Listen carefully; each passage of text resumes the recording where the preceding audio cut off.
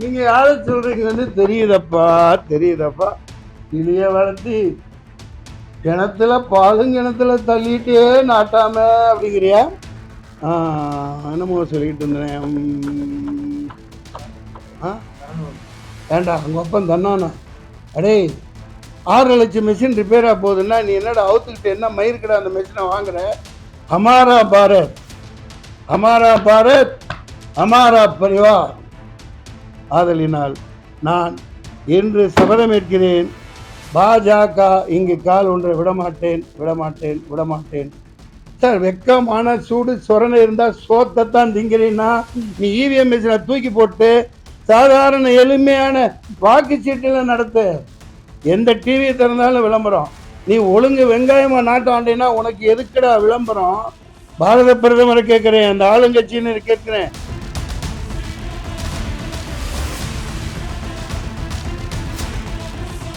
இணைகின்ற அன்னை சபூரா தாய்க்கும் தாய் தமிழுக்கும் வணக்கங்கள். யாவருக்கும் வணக்கம். எனது சிறப்பு அழைப்பினை ஏற்று அவசரமாக திடீரென்று அழைத்து வந்திருக்கும் உங்கள் யாவருக்கும் சிறந்தாழ்ந்த வணக்கங்கள். ஒன்றும் இல்லை, நான் அரசியல்லையும் சினிமாவிலையும் 40 வருஷமாக இருக்கேன். நடிகன் ஆகிறதுக்கு முன்னாடி இருந்தே பொது வாழ்க்கையில் இருக்கேன். ஈழப் போராட்டம், காவிரி நீர் போராட்டம், பல சிறைக்கு சென்றிருக்கேன். கவர்னர் மாளிகை முன்னாடி போராடினேன். அடுத்த நாள் காலையில் ரேப்புன்னு கைது பண்ணப்பட்டேன். அது 11 வருடங்கள் கழித்து நிரபராதின்னு 50 லட்ச ரூபா நஷ்டஈடு கொடுக்கணும்னு குறிப்பிட்ட பெண்ணுக்கு உத்தரவு வந்தது. அப்புறம் இதெல்லாம் சொல்ல காரணம் இருக்குது. லேண்ட் கிராப்பிங்கில் கைது செய்யப்பட்டேன். இதே வீட்டுக்கு கீழே வாக்கிங் பண்ணிட்டு கீழே என்ன எதுன்னு எதுவுமே சொல்லலை. அவங்க பெருசாக செய்திகள் வந்தது, சிறைக்கும் போனேன். அந்த லேண்ட் கிராப்பிங் எல்ஜி அதில் இருந்தும் முழுக்க முழுக்க நிரபராதின்னு விடுதலை செய்யப்பட்டு 10 லட்ச ரூபா தமிழ்நாடு அரசுக்கான கவர்மெண்ட் கஜானாவிலேருந்து எனக்கு திருப்பி எனக்கு கிடைச்சது, நான் கட்டின தொகை. ஆனால் அதெல்லாம் வெளியில் செய்தியாக வராது. எனது ஏதாவது ஒன்றுன்னா தலையங்கத்தில் போடுவாங்க. இப்போ இங்கே வந்திருக்காங்களான்னு தெரியல. இரவு ஒரு பார்த்தேன். நானாக விமர்சனங்களை எல்லாம் கடந்து போயிடுவேன். சில நேரம் கடிஞ்சும் பேசிடுவேன். நான் யதார்த்தமான மனிதன். லைவ் போயிட்டுருக்கோ? இதில் என்னென்னா இரவு என்ன நியூஸ் தமிழ் 24 இங்கே வரலையோ? வந்தாலும் ஒன்றும் வரவேற்கிறேன், தப்பில்லை. அதில் ஒருத்தர் நடுவில் உட்காந்துக்கிட்டு என்ன மன்சூர் அலிகானா அதிமுக அந்தளவு திறந்தாழ்ந்து போயிடுச்சா, அவரெல்லாம் கூப்பிட்டு பேட்டி எடுக்கிற அளவுக்கு சீட்டு கொடுக்குற அளவுக்கு நல்லா பேசியிருந்தாங்க. நான் எவ்வளவு கஷ்டப்பட்டு இந்த இடத்துக்கு வந்திருக்கிறேன். ஒரு நடிகனாக எவ்வளோ எவன் காசுலையும் நான் சம்பாரிச்சதில்லை. எவனே இது வரைக்கும் 14-15 படங்கள் தயாரித்து எத்தனையோ ஆயிரக்கணக்கான பேருக்கு வேலை கொடுத்துருக்கேன். 10 பைசா கடன் யார்ட்டையும் வாங்கலை. நான் சம்பாதித்து இதே இடத்துலேருந்து ரியல் எஸ்டேட் பண்ணி சம்பாரித்து 10 கோடிக்கு மேலே செக் பேசிஸில் கடன் கொடுத்து இன்றைக்கி சென்னை முழுக்க என்கிட்ட கடன் வாங்கினவங்க இருக்காங்க. கொசு கொசுன்னு பேசாமல் இருங்க தயவுசெய்து. இந்த வில்லன் நடிகர் எனக்கு கடன் தர வேண்டியவங்க தான் இருக்காங்க. நான் யாருக்கும் கடன் படலை. இந்த தொலைக்காட்சியிலையோ இந்த ஊடகங்களை பார்த்துட்ருக்க என்கிட்ட கடன் வாங்கிய நபர்கள் கொரட்டூரில் இருந்து இந்த பக்கம் அடையாறு வரைக்கும் அவர்களாக வந்து ஏதாவது காசை திருப்பி கொடுத்தீங்கன்னா, கொஞ்சம் நஞ்சம் இல்லை, 10 லட்சம் 25 லட்சம் திருப்பி கொடுத்தீங்கன்னா வேறு உதவியாக இருக்கும். அந்த மாதிரி நியாயமானவனத்தான் நான் இருக்கேன். மன்னிக்கவும். இப்போ இது யாருன்னு பாரு, கட் பண்ணு, உட்கார் பின்னாடி. அதிமுகங்கிறது ஒரு சாதாரண இயக்கம் அல்ல. அது எம்ஜிஆரால் ஆரம்பிக்கப்பட்டு அது இந்த மண்ணோடு பிணைந்த ஒரு மாபெரும் இயக்கம். அதில் எனக்கு ஒரு உறுப்பினர் சீட்டு கொடுத்து போட்டி போட வைக்கிறாங்கன்னு அவர்களால் அதை பொறுத்துக்க முடியல. இவனெல்லாம் எம்பி ஆகிறதா? இவன் போனார், அங்கே பரோட்டா போட்டார், இங்கே இட்லி போட்டாரு, சுட்டாரு. டேய் நீ போய் போராடி பாரு. நான் பேட்டன் ரைட்ஸ் கேட்கல. மக்களோட மக்களா இந்த கார்ல எத்தனையோ கொப்பளங்கள் வந்திருக்கு. பலமுறை தெருவுல அடிக்கிற உக்கிர வெயில்ல நடந்து போயிருக்கேன். பல மக்களை சந்திச்சிருக்கேன். எல்லாம் தேர்தல்னு மட்டும் இல்லை. 1999 அந்த அந்த ஊடக நண்பருக்கு சொல்லிக்கிறேன். நீங்க பாவம் ஏதோ எலும்பு துண்டுக்காக திங்கிற ஏதோ 2 கால் பிராணியா வாழ்ந்துட்டு போங்க. என்னால உங்களுக்கு சம்பளம் கிடைக்குதுன்னா நான் இன்னும் சந்தோஷப்படுறேன். என்ன மேலும் திட்டுங்க. ஆனா என்ன தரம் தாழ்த்துற மாதிரியோ, என்ன மட்டம் தட்டி நீங்க மேலுக்கு வரலான்னெல்லாம் அந்த ஊடகமும் நினைக்க வேணாம். அங்க வேலை செய்யறவங்களும் நினைக்க வேணாம். மக்கள் தெளிவா இருப்பாங்க. நான் சொல்ல வந்தது அதுதான்.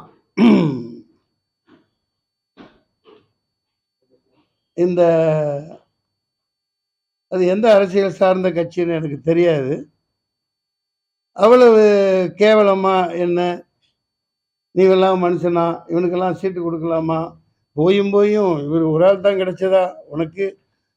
நீ அதிமுகன்னா அவரோட எடப்பாடி பழனிசாமி அவர் கால் தூசிக்கு கூட நீ ஈடு இல்லை. அதனால புரிஞ்சுக்க. உழைச்சி முன்னேறி வந்தவங்க யாரா இருக்கட்டும், இங்கே திமுக இருக்கட்டும், அதிமுக இருக்கட்டும், நாங்கள் பங்காளி சண்டை நாங்கள் பார்த்துக்கிறோம். புரியுதுங்களா? இப்போ இதுலேருந்து என்ன தெரியுதுன்னா, அது யார் நடத்துகிறான்னு தெரியல, தொடர்பு கொள்ள முடியல. பாஜக சார்ந்த ஒரு ஊடகம்னு நினைக்கிறேன். இருந்துட்டு போங்க. இந்த மண்ணுக்கு சம்பந்தம் இல்லாத ஒரு இயக்கத்தை இங்கே வேறு ஒன்றை நாங்கள் விட மாட்டோம். நீ எங்கேருந்து வந்த, உன் பாரம்பரியம் என்ன, இன்னைக்கு சிஏஏன்னு போட்டு குடியுரிமை சட்டம்னு போட்டுட்ருக்கீங்களே, உங்கள் குடியுரிமை என்ன? நீங்கள் எங்கேருந்து வந்தீங்க? என் பாட்டை 800 வருஷம் இந்த நாட்டை ஆண்டிருக்கான். இந்த நாட்டு பூர்வ குடிகள் நாங்கள், இஸ்லாமியர்னு சொல்லலை, தாழ்த்தப்பட்டவர்கள், தலித்துகள், இப்படி எத்தனை மக்கள். அதாவது இந்த இடையிலே ஒரு தொலைக்காட்சியில் பார்க்குறேன், சத்தியம்னு நினைக்கிறேன், விளம்பரம் அதிகமாக அதில் தான் இப்போ பிரதமர் மோடி அவர்கள் வருது.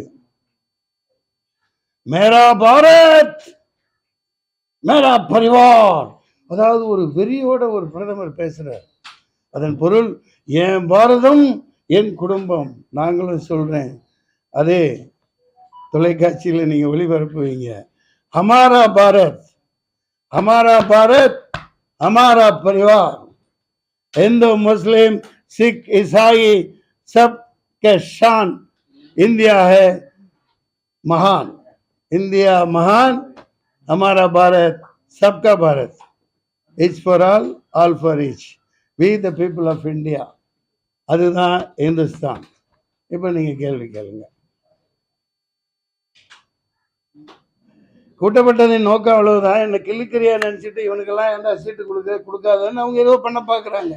டேய் உன்ன மாதிரி எங்கள் அப்பா 7.5 கோடி வந்தாலும் என் வளர்ச்சியவோ மக்கள் என் மேலே வச்சிருக்கிற அன்போ உங்களால் ஒன்றும் பண்ண முடியாது. நான் சாதாரணமான கிள்ளுக்கீரை ஏதோ எறும்பு மாதிரி நசுக்கிட்டு போனாலெல்லாம் நீங்கள் நினைக்காதீங்க. அது எல்லாத்துக்குமே தெரியும்.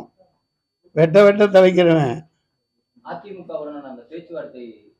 அது ஆமையா, இன்னொரு இயக்கமும் பேசிக்கிட்டு இருக்கு. நாங்கள் கொடுத்த கடிதத்தின் பேரில் நிர்வாகிகள் கொண்டு போய் கொடுத்தாங்க, அதன் பேரில் அழைச்சாங்க. அதுதான் அது. அது உண்மைதான் ஐயா. நாங்கள் ஆரணியிலும் போட்டிடுறோம், இங்கேயும் 5 தொகுதிகளில் போட்டிடலான்னு முடிவு பண்ணியிருக்கோம். அதற்கு வேலைகளை முடுக்கி விட்டுருக்கோம். எங்கள் பொருளாதார சக்திக்கு ஏற்று வேலைகள் நடந்து போய்கிட்டு இருக்கு. இந்த நிலையில் அந்த குறிப்பிட்ட நாள் அவங்க அப்பாயின்மெண்ட் இருந்தது, போய் பார்த்தேன். இல்லை நான் என்ன அதிமுகவில் நான் எத்தனை வருஷம் வேலை செஞ்சேன்னு அவங்களுக்கு தெரியுமா? எத்தனை போராட்டங்கள் எத்தனை பிரச்சாரங்களில் கலந்துருக்குன்னு அவங்களுக்கு தெரியுமா? அதெல்லாம் அவங்களுக்கு தெரியாது. கிருஷ்ணகிரியில் 92வது பொதுக்கூட்டம் அதிமுக பேசிட்டு கீழே நான் திமுகவினால் அப்போது கைது செய்யப்பட்டேன். அசோக் குமார்ங்கிற ஒரு நீதிபதியால் அந்த வழக்கில் தான் நான் 11 வருடங்களுக்கு விடுதலை செய்யப்பட்டேன். சரித்திரம்லாம் தெரிஞ்சுக்குங்க. முதல்ல அம்மாவை 99 ஆட்சியில் உட்கார வைக்கிறதுல என்னுடைய ஒரு சிறிய பங்கு இருந்தது. அவங்க மகாராணி மாதிரி, அவங்கள போல ஒரு இரும்பு பெண்மணி உலகத்திலேயே இல்லை. அப்பேற்பட்டவங்களை எப்படி தீர்த்து கட்டினாங்க? யார் தீர்த்து கட்டினா? ஊடகங்கள். நீங்கள் தான் பதில் சொல்லணும். இதே இடத்துல இருந்து காலையில் எழுந்திரிச்சு 5 மணிக்கு வாக்கிங் போவேன். 6 தடவை 7 தடவை அவங்கள பார்க்க அனுமதிக்கலை. யார் தீர்த்து கட்டினா? ஒவ்வொரு நாட்டிலையும் ஒவ்வொரு ஸ்டேட்லேயும் அந்த ஸ்திரத்தன்மையை கொலைய வைக்கிறது, ஒரு முதல்வரை கொலை பண்ணிட்டு அதை சில்லற காசா சிதறு தேங்காயை சிதற வைக்கிறது, அதன் பயனை அனுபவிக்கிறது, ஓட்டு வாங்காமையோ எம்எல்ஏ 100 கோடி கொடுத்து வாங்குறது, இதெல்லாம் யார் செஞ்சிட்டு இருக்கா? அந்த ஜெயலலிதாங்கிற பெண்மணி இருந்திருந்தா, அவங்க இருந்திருந்தா நீ ஜிஎஸ்டியை கொண்டு வந்திருக்க முடியாது, நீ நீட்டும் கொண்டு வந்திருக்க முடியாது, இந்த பணச்செல்லாமே கொண்டு வந்திருக்க முடியாது. இது நீங்க ஒத்துக்கிறீங்களா இல்லையா? இது உண்மையா இல்லையா? எல்லா திட்டமிட்ட மர்டர்னு போட்டு இதே இடத்துல இறந்த பிறகு நான் தானே முதல் முறையாக குரல் கொடுத்து நீங்கள்லாம் சாட்சி. அதுக்கு நான் சாதாரணமானவன் கிடையாது. நான் அதுக்கெல்லாம் வழக்கும் போட்டு ஒரே இடத்துல கடிதம் கேட்டு வச்சிருக்கேன் ரெடியா. நீ ஏன் சிசிடிவி எடுத்த, அங்கே அவங்க வீட்டில் ஏன் எடுத்த, எந்த ஆம்புலன்ஸில் கொண்டு போன, எதுக்காக யாரையும் அலோவ் பண்ணல, சென்ட்ரல்லேருந்து யார் வந்தா, வந்து அப்பப்போ பார்த்துட்டு போயிட்டு நியூஸ் கொடுத்துட்டு கடைசி தீர்த்து கட்டிட்டு போய் யார் உதவி ஜனாதிபதி பதவி வாங்கினா எல்லாம் புட்டு புட்டு வைப்பேன், எவனையும் விட மாட்டேன். மேக்கப் போட்டு போயிட்டு அடுத்து ஆட்சி அமைக்க அதிகாரத்துக்கு கேட்கறதுக்காக யார் போய் நின்னா அந்த கவர்னர் அப்படின்னு மேக்கப்பை பார்த்துட்டு 2 நாள் காய்ச்ச வந்தாங்கன்னு இதே இடத்துல பேட்டி கொடுத்துருக்கேன். எல்லாம் எடுத்து பாருங்க. அந்த ஊடகம் என்னை சாதாரண ஒரு எறும்பாக நினச்சிக்க வேணாம். இந்த மண்ணின் மைந்தன்னா நாங்கள் எங்களது இந்திய ஜனநாயக புலிகள் இந்த இயக்கம் பேர் இயக்கமாக உருவெடுக்கும். இந்தியாவை வார்த்தெடுப்போம். நாங்கள் காமராசர் வழியில், கக்கன் வழியில், காந்தியின் வழியில், விவேகானந்தன் வழியில் நாங்கள் பயணிப்போம். வேற எந்தெந்த கட்சிகள்லாம் பேசுகிறாங்க, அதை உங்களுக்கு சொல்லணும்னு அவசியம் இல்லை. பேசுகிறாங்க, பேசுவோம், வெற்றி பெறுவோம். உங்கள் வேறு ஒரு நபர் தான் கேட்குறாங்க ஐயா. ஆமாம் ஐயா, ஆமாம். இப்போ அங்கே தான் பயணப்பட்டுக்கிட்டு இருக்கேன், போகிறேன். அதாவது நானும் அரசியலில் ஊறி ஊறி அவர்கள் அழைப்பு எடுத்திருக்காங்க, நானும் சொல்லியிருக்கோம். ஒரு தொகுதி தர்றாங்க அல்லது 2 தர்றாங்க சில பேர், அது அடுத்து. ஆனால் அதுக்காக நான் காத்திருந்தேன்னா காலம் ஓடி போயிடும். அதனால் நாங்கள் போய் எங்கள் பிரச்சாரத்தை தூக்க போகிறோம். ஆமாம், இல்லை இல்லை இல்லை, அது அடுத்து நாங்கள் போய் மக்களை சந்தித்து எங்களுடைய கோரிக்கைகளையும், அங்கே பாலாறு தண்ணி பிரச்சனைகள் இருக்குது, இப்போ போயிட்டு வந்து 2 நாள் பரப்புறாங்க. எல்லாத்தையும் அங்கே உள்ள ஜமாத்தார், மற்ற மக்கள், தலித் மக்கள் எல்லாரும் சந்தித்த வகையில் காஞ்சி கிடக்குது. அந்த பூமி காஞ்சி கிடக்குது, சுற்றி மலைகள். அதை இயற்கையாக நீர் வர வைக்கணும். 42க்கு 5க்கும் மேலே தடுப்பணைகளை கட்டிட்டாங்களாங்க. அவ்வளவு தடுப்பணைகளை கட்டிட்டா தண்ணி எப்படி இங்கேருந்து வரும்? இது அடுத்த கட்ட போராட்டங்கள். அங்கே காஞ்சி கிடக்கிறதுனால நான் சவாலாக எடுத்துக்கிட்டு அங்கே போய் நிற்கிறேன். அவர்கள் கொடுத்தால் பார்த்துக்கலாம். அடுத்து நாங்கள் வர்க்க போராட்டத்தை முன்னெடுக்கணும். நான் சும்மா இருக்க முடியாது. நான் மக்களுக்கானவன். தேர்தல் முடிவு வரைக்கும் அங்கே இங்கே நாங்கள் பாயலாம், கொள்ளலாம். ஆனால் என்னை அண்டர் எஸ்டிமேட் பண்ணி எந்த ஊடகமும் நினைக்க வேணாம், பார்த்துக்கலாம். ஆமாம் ஐயா, அவர்கள் ஆளுங்கட்சியினர்கள், அவர்களுக்கும் கடிதம் கொடுத்துருந்தோம். இன்று மாலைக்குள் நாளைக்குள் தெரிய வரலாம். எனக்கு அதில் ஆட்சேபனை இல்லை. நாங்கள் எங்கள் உழைப்பை நம்புகிறோம், எங்கள் மக்களை நம்புகிறோம். அதில் நாங்கள் உறுதியாக இருக்கிறோம். ஆமாம். இம்முறையும் அவர்கள் தான் நிற்பதாக செய்தி கேட்கிறேன். அதை பற்றி நாங்கள் கவலை இல்லை. அவர்களெல்லாம் ஆண்ட பெரும் மக்கள், ஆண்டு கொண்டிருப்பவர்கள், மிகப்பெரிய மகா அஜானுபாகுவானவர்கள். நாங்கள் எளிமையானவர்கள். எளிமையான ஏழைவாளிகளின் குரலாக பாராளுமன்றத்திலே சென்று எங்களுடைய புகழையும் உரிமைகளையும் நிலைநாட்டுவோம்.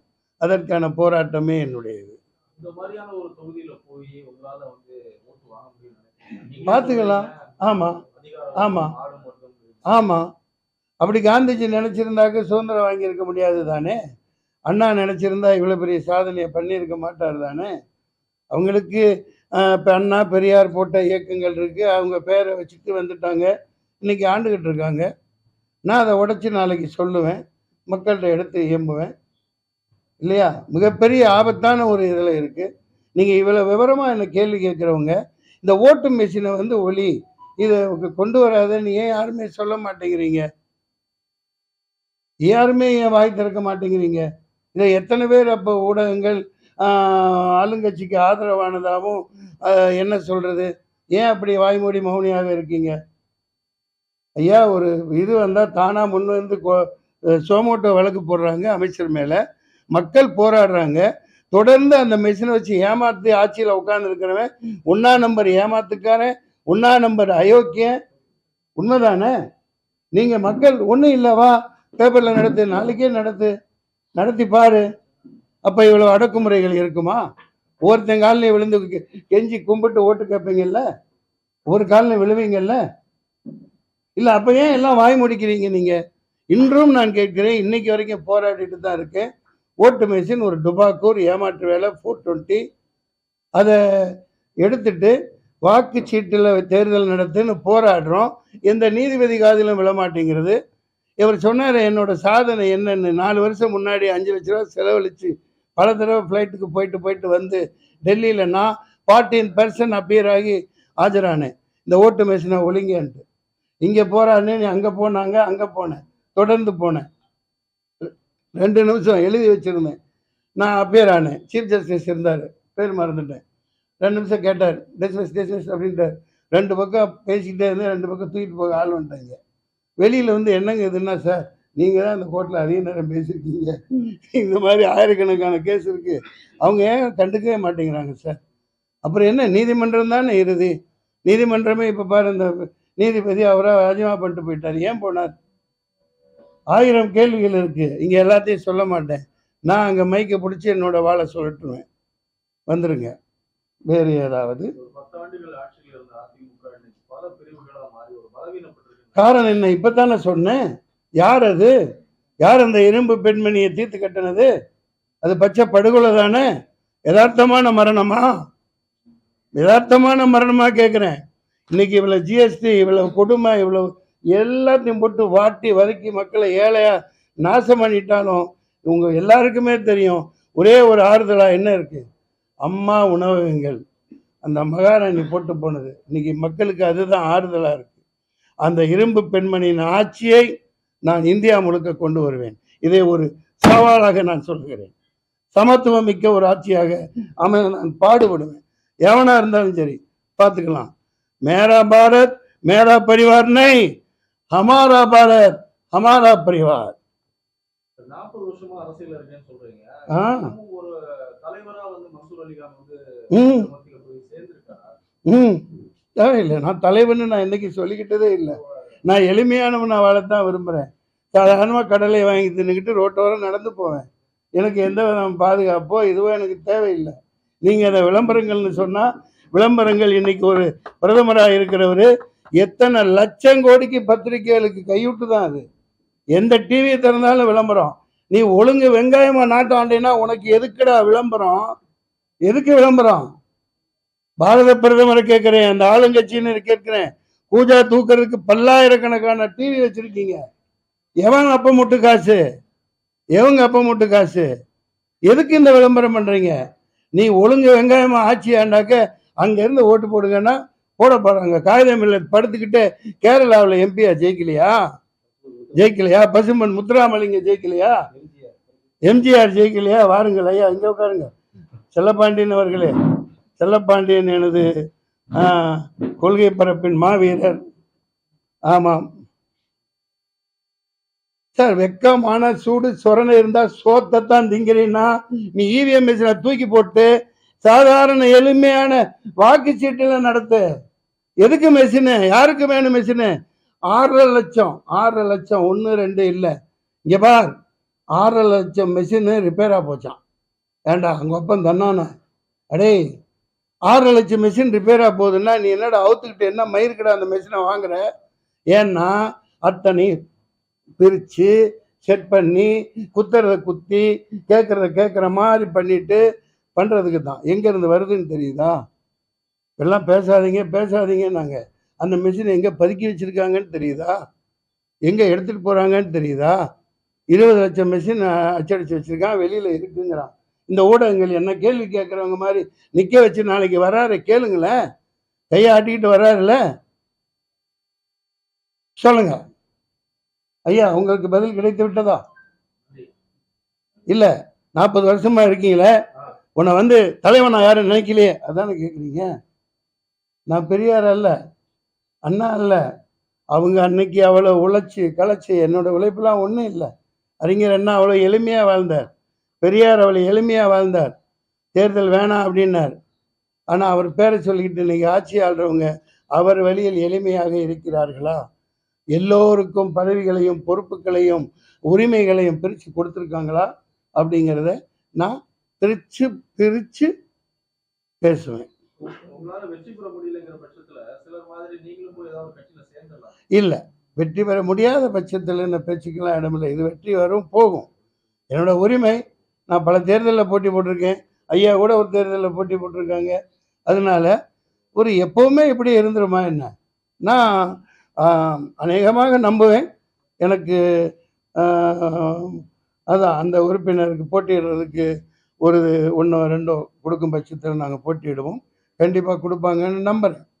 அது வரைக்கும் சும்மா இருக்க முடியாது. அதனால் எங்கள் பிரச்சாரங்களில் 2 3 தொகுதிகளில் ஆரம்பித்து ஒரு வாரமாக போய்கிட்டு இருக்கு. குடும்ப தலைவர்களுக்கான 1000 ரூபாய் வந்துட்டு பிச்சை போடுறதா விமர்சிச்சிருக்காங்க. கற்கை நன்று, கற்கை நன்று, பிச்சை புகினும் கற்கை நன்று இல்லையா? அவங்க பிச்சை காசுன்னு சொல்லியிருக்காங்களா? தவறு. அப்படிலாம் சிரமப்படுத்தி பேசக்கூடாது தான். ஆனால் 1000 ரூபாய், 6000 ரூபாய், 500 ரூபாய் இது கொடுக்குறாங்க. அதை பாராட்டலான்னு ஒரு பக்கம் இருந்தாலும் 45,000 கோடியா? 45,000மா? மாதம் மாதம் வட்டி கட்டுறாங்க.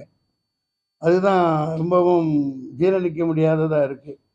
என்னை பொறுத்த வரைக்கும் எங்கள் இந்திய ஜனநாயக புலிகளின் கொள்கை வந்து இந்த அயல் நாட்டு அந்நிய முதலீடு எல்லாத்தையும் தூக்கிடணும். இரும்பு கோட்டை மாதிரி ரிஷப் பிரச்சிலான மாதிரி எல்லாத்தையும் மூடிட்டு இங்கே உற்பத்தியை பெருக்கணும். இங்கே உள்ளவர்களுக்கு வேலை வாய்ப்பு கொடுக்கணும். இவங்க சம்பாரித்து வச்சுக்கிட்டு எல்லாம் பண்ணுறாங்க. அது உங்களுக்கு எல்லாம் தெரியாதது அல்ல. அவங்களுக்கு பிச்சை சொன்னது குஷ்பு பிராட்டியார் செய்தது தவறு. அப்படிலாம் சொல்லக்கூடாது. ஏதோ ஒரு கொடுக்குறவன் கொடுக்குறான், வாங்குறவன் வாங்குறாங்க. இருந்தா நீ கொடு, 10,000 கொடு, 15 லட்சம் கொடுக்க சொன்ன மாதிரி கொடுங்க. ஐயா 95% பேர் 95% பேர் குஜராத்திகள் தான் கடன் வாங்கிட்டு காணாம போயிடுறாங்க, ஓடி போயிடுறாங்க. பல லட்சம் கோடி, பல 1000 கோடி கடனை திருப்பி கொடுக்க மாட்டேங்கிறாங்கன்னு ஒரு ஸ்டேட் பேங்க் வங்கி தலைவர் சொல்கிறார். ரகுராம் ராஜன் சரித்திரம் விடுறார். மோடி அவர்களே, நீங்கள் ஆர்எஸ்எஸ் அலுவலகத்தில் கூட்டி பெருக்கிட்டு இருக்கீங்கள, அப்போவே இந்தியா பாகிஸ்தானை பிறக்கிறதுக்கு முன்னாடியே இந்தியா பாகிஸ்தான் போர் நடந்து அதில் இந்தியா ஜெயிச்சிருக்கு. நீங்கள் இப்போ பிறக்கவே இல்லை. இது போன்று அடுக்கிக்கிட்டே வர்ற ரகுராம் ராஜன் சாதாரண ஆள் இல்லை. நீங்கள் தான் 9 வருஷத்தில் ஏதோ சாதனை பண்ணுற மாதிரி பீத்திக்கிறீங்களே. ஆதலினால் நான் என்று சபதமேற்கிறேன், பாஜக இங்கு கால் ஒன்றை விடமாட்டேன், விடமாட்டேன், விடமாட்டேன். இன்றிலிருந்து என்னுடைய ஆயுதத்தை கையில் தூக்குவேன். சமநோக்கு, சமூக நல்லிணக்கம், இதுதான் எங்களுடைய தாரக மந்திரம். என்ன செல்லப்பாண்டியன்? பார்த்துக்கலாம். தமிழ்நாட்டில் 20 நாட்களா வந்து பொருள் அதிகமா கைப்பற்றி. நல்ல கேள்வி, நல்ல கேள்வி, அற்புதமான கேள்வி. இத்தனை நாள் வராதது இல்ல. இந்த போதைப் பொருள் முக்கியமா சொல்ற கேட்டுக்கங்க, எல்லாம் குஜராத் துறைமுகத்துல இருந்து வருது. யார் கையில இருக்கு துறைமுகம்? தங்கமும் அந்த மாதிரி தான். தங்கம் ஏறிக்கிட்டே இருக்கு இல்லையா? அதானி அம்பானி போர்ட்டுக்கு வருது. யாரு? ஏர்போர்ட்டு அவங்க கையில இருக்கு, துறைமுகம் அவங்க கையில இருக்கு. அங்க அவன் யார் வந்தாலும் சரி, இந்தா புடி, கொண்டு போ, வித்துக்க, பொழைச்சிக்க, எனக்கு கமிஷனை விட்டு போ, தமிழ்நாடா அவனைத்தான் ஒழிக்கணும், அங்க உள்ளவன் எல்லாம் அழிச்சு தள்ளு அப்படின்னு கொடுத்து விடுறான். வேற எங்க இருந்து வரும்? வேற எங்க இருந்து வருது சகோதரா? எங்க இருந்து வரும்? இந்த போதைப் பொருள் அனைத்தும் கொக்கைன், கஞ்சா கிஞ்சா எல்லாமே இப்ப 24,000 கோடிக்கு சூரத்துல கைப்பற்றப்பட்டது. அதுக்கப்புறம் என்ன ஆச்சு? இப்படித்தான் ஆச்சு. சட்டம் யார் ஜாபர் சாதிக்கா இருக்கட்டும், யாரா இருந்தாலும் சரி, தலையை வெட்டு. போதைப் பொருள் விற்கிறவன தலையை வெட்டு. 2 பேரை வெட்டி போடு, 4 பேரை வெட்டு. அடுத்து பண்ணுவானா பாரு. எதுவும் போதை மதுவும் இருக்கக்கூடாது, மதுவும் இருக்கக்கூடாது. தமிழ்நாட்டை ஒழிங்க, என்ன அதை பார்த்துக்கலாம். ஒரு எண்ணம். இந்த புத்தகங்கள்லாம் படிக்க ஆள் இல்லாம இருக்காங்க. படிப்பவங்களை அதிகமாக்கு, குடிப்பவங்களை குறை, முற்றிலுமா நீக்கு. அதைத்தான் நாங்கள் இயற்கை விவசாயத்தை முன்னெடுப்போம். தமிழர்களை காப்பாற்றணும், மீனவர்களை காப்பாற்றணும். மிகப்பெரிய ஒரு ஆபத்துல நாடு இருக்கு. அதனால எனக்கு பயந்தே என்ன சேர்க்காம இருக்கிறவங்க ஒரு பக்கம் இருந்தாலும் அதை பற்றியெல்லாம் கவலை இல்லை. நாங்கள் எங்களுடைய பயணம் தொடரும், போராட்டம் தொடரும். ஆமாம், அதிமுக என்பது சாதாரண இயக்கமல்ல. திமுகவுக்கும் பாரம்பரியம் இருக்குது, எல்லாம் இருக்குது. பின்னே அதை கடத்திட்டு போகிறவங்க, அதுக்கப்புறம் வந்தவங்க தனக்காக பயன்படுத்தி கொண்டு இருக்கிறார்கள் என்றாலும், கருத்து வேறுபாடுகள் இருந்தாலும் அதை அப்புறம் பார்த்துக்கலாம். இதன் மூல வேறாக, ஆணி வேறாக இந்த நாட்டை சீரழிச்சிக்கிட்டு இருக்கிறது, இந்த நாட்டை குட்டிச்சோராக்கி கொண்டு இருக்கிறது பாஜக என்ற இயக்கம். அதை நான் வேரடி மண்ணோடும் எடுத்து வீசுவதற்காக நாங்கள் ஆயத்தமாகிவிட்டோம். இப்போ நீங்க பாஜகவை பத்தி பேசுறீங்க. தப்பு பண்ணியிருக்காங்களா இல்லையா? வந்தா வரட்டும், இடி வரட்டும், விடி வரட்டும். இந்த விடின்னு ஒரு வரும் தெரியுமா? அந்த காலத்தில் இந்த பொம்பளைங்கள்ட்ட போனால் தப்பா போட்டுறாதீங்கப்பா, ஆம்பளை மேலேயும் தப்பு இருக்குது. அந்த மாதிரி வீடி போய் அங்கங்கே அரின்னு அரிச்சிக்கிட்டு 2 பக்கம் அரிச்சிக்கிட்டு இப்படியே டாக்டர்கிட்ட ஓடுவான். அவர் அது என்னமோ சேவபால், என்னது சைபால், அது ஒரு டப்பியை வாங்கி யூஸ் பண்ணுறவன் இருக்கான். அந்த கையிலேயே போட்டு பரோட்டா மாஸ்டர் இருக்கான், ரோடு போடுவான். அந்த மாதிரி பல இதுக்கு அந்த காலத்தில் வீடி வந்தது, இந்த காலத்தில் ஈடி வருது. அதேவர்கள் ஆயுதத்தில் ஒன்று. என் ஆஃபீஸுக்கு வந்தால் என் கக்கூசு பாத்ரூம்லாம் க்ளீன் பண்ணிட்டு தான் போகணும். ஏன்னா என் ஆஃபீஸு 20 வருஷமாக எப்படி இருக்குன்னு உங்களுக்கு தெரியும், நான் என்ன நிலையில் இருக்கேன்னு தெரியும். சம்பாரிச்சதெல்லாம் கஷ்டப்பட்டு சம்பாரிச்சது. ஐடி வரணும், வந்தால் எனக்கு அடையப்பா ஞாபகப்படுத்துகிறேன், 4 கோடி நாசமாக போச்சுப்பா. நல்ல படம், நான் எடுத்து தயாரித்த அற்புதமான அருமையான படம் இந்த சரக்கு தான். அதை இவர்கள் வெளியிட விடாமல் தடுத்து விட்டார்கள். பார்த்துக்கலாம், எல்லாருக்கும் வழி இருக்குது. அதனால் இடி சொன்னீங்க இல்லையா, என்னமோ சொல்லிக்கிட்டு இருந்தேன்.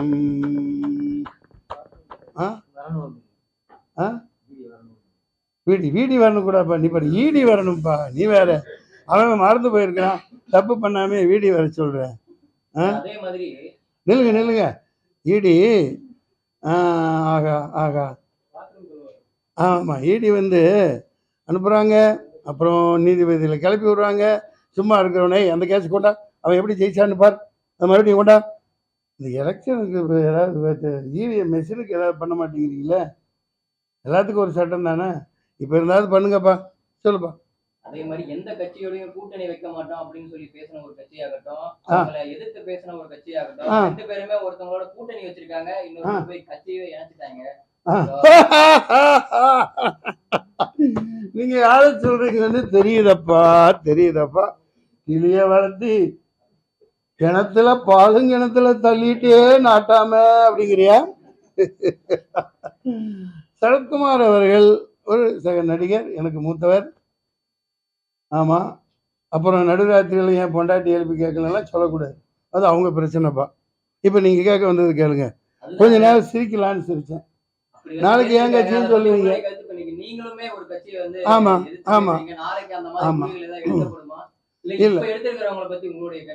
அப்பா, அதுக்கு நான் ஆரம்பிக்காமே அழைச்சிட்டு போயிடுவேன். என்ன, ஏதோ இப்பதான் ஆரம்பிச்சிருக்கோம். 10 பேர் பாருங்க, எனக்கு பின்னாடி வர்றாங்க, குளிச்சு வந்துருச்சு, அவ்வளோ ஆர்வமா இருக்காங்க. கட்சி ஆரம்பிச்சதுனாலதான் அவங்க 2 பேரும் கலைச்சிட்டு போயிட்டாங்க. அதெல்லாம் இல்லை. நீங்க எதுவும் பேசுறீங்களா? அவங்க கேள்விக்கு பதில் சொல்லுங்க. நான் இப்ப லேட்டா வந்த காரணமே இந்த ஒரு ரகுமான் ஒருத்தர் ஐயா பத்தி சொல்லியிருந்தாங்க, பத்திரிகையாளர்னு. ரகுமான் பத்திரிகையாளர். சரி, ஒரு பத்திரிகையாளர்னால அவரை பத்தி பாப்பல, கூகுள் பேஸ்புக் எல்லாம் பார்த்தா அது ஒரு லூசு பயலா இருக்காங்க அவங்களுக்கு. அதெல்லாம் பேசுவாங்க இல்லையா? நான் எது சொல்றேன்னா, நம்மனால ஒரு காசு வேணும். அதாவது இந்த மண்ணுக்காக, சரக்கு மது ஒழிப்புக்காக, இந்த ஐயா சொன்ன மாதிரி குட்டா ஒரு ஆட்சியிலையும் கஞ்சா ஒரு ஆட்சியிலையும் இருக்கின்ற நிலைமையில சரக்கு படத்தை எடுத்து 4 கோடி ரூபாய் லாஸ் பண்ண ஒரு அற்புதமான இந்த மண்ணின் மைந்தர் ஐயா மன்சூர் அலிகான், விவசாயிகளுக்காக போராட்டம் நடத்தியவர், மீனவர்களுக்காக போராட்டம், ராமேஸ்வரத்துல போராட்டம் பண்ணியவர், இப்படி எல்லாம் செஞ்சவர் அவர் எதை இவரை நேற்று போன நிகழ்ச்சியில மது ஒழிப்புக்காக ஐயா சசி பெருமாளோட களத்துல நின்ற செல்லப்பாண்டியன் போயிருக்கிறான். வியாபாரிகளுக்காக குரல் கொடுக்கக்கூடிய சபீர் போயிருக்கிறாரு. தமிழ் மண்ணுக்காக குரல் கொடுத்த பொதுச்செயலாளர் கண்ணதாசன் வந்திருக்கிறாரு. கல்விக்காக குரல் கொடுத்த ஐயாசாமி இல்லையா, உணர்ச்சிப்படல, அவர் பத்திரிகையாளர், அதுக்கு தர வேண்டாமா? இவரு ஐயா 300 படங்களுக்கு மேலாக பகுத்தறிவை ஊட்டிய பூனைய குறுக்க விட்டு படம் எடுத்தவர் ஐயா மன்சூர் அலிகான். பகுத்தறிவு எல்லாம் ஊட்டலங்க, நீங்க வேற காசு கொடுக்கறது. சுருக்கமா சொன்னா, பக்தியை வச்சு, பக்தியாளர்களை வச்சு இப்ப தேர்தல் காலத்துக்கு ஒரு கோஷ்டி வருது, பகுத்தறிவை வச்சு ஒரு கோஷ்டி அரசியலுக்கு இந்த தேர்தல் காலத்துக்கு வருது. நாங்க டாஸ்மார்க் மது பிரியர்கள் மூலமாக ஒரு பகுத்தறிவை ஊட்டி, பக்திக்கும் ஒரு பகுத்தறிவை ஊட்டி ஒரு மாற்றத்தை உருவாக்குவதற்குத்தான் இந்திய ஜனநாயக புலிகள் களத்தில் நிற்குது. நன்றி ஐயா, நன்றி ஐயா, நன்றி, மிக்க நன்றி, மிக்க நன்றி. மின்னம்பலம்.com தமிழின் முதல் மொபைல் பத்திரிகை.